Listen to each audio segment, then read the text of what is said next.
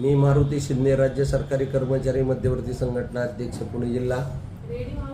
आम्ही 21 सप्टेंबर 2026 पासून बेमुदत संपावर सर्व राज्य सरकारी कर्मचारी आहोत। प्रलंबित मागण्यांचा विषय सगळ्यात महत्त्वाचा म्हणजे जुनी पेन्शन मिळायला पाहिजे होती, परंतु आम्ही 7 दिवसाच्या लढ्यानंतर मिळवलेली जी काही सुधारित राष्ट्रीय पेन्शन योजना आहे तिचं शुद्धीपत्रक किंवा त्याचं परिपत्रक घेऊन कार्यान्वित करण्याची जबाबदारी शासनाची होती। गेले अनेक दिवस त्यामध्ये काही सुधारणा नाही, कार्यान्वित झाली नाही। 6 वेळा छोटी छोटी आंदोलनं घेऊन शासनाला जाग आणण्याचा प्रयत्न केला, पण शासन निडर झालेलं आहे। शासनाने आमच्याकडे दुर्लक्ष केल्यामुळे हा बेमुदत संपाची वेळ आलेली आहे। आम्हाला जुने पेन्शनसारखी सुधारित राष्ट्रीय पेन्शन योजना मिळावी, तदनंतर कंत्राटी कर्मचाऱ्यांनाही कायम करण्यात यावं। नोकर भरती म्हणजे जी बेरोजगारी बाजारात वाढलेली आहे सध्या ती फार आपल्याला सगळ्यांना भासत आहे, आणि ती ही समस्या दूर करायची असेल तर सरकारी कर्मचाऱ्यांना म्हणून तिकडं सरळ सेवाची भरती केली तर युवक पिढीला न्याय मिळेल। त्याचप्रमाणे दुसरी एक गोष्ट अशी आहे की आम्हाला आरोग्य सुविधा कॅशलेस हवी आहे, ती सुद्धा मिळणं फार गरजेचं आहे।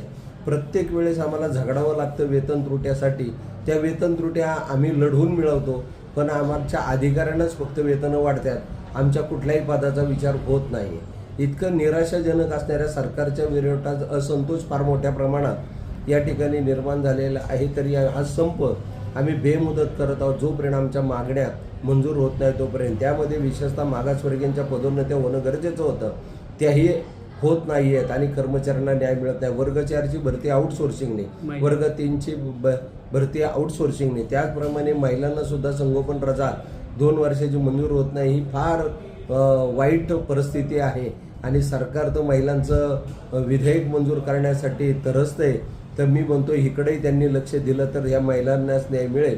अशा प्रकारच्या गोष्टी आहेत, त्यामध्ये खरं तर 10-20-30चा लाभ शिक्षकांना सुद्धा मिळाला पाहिजे।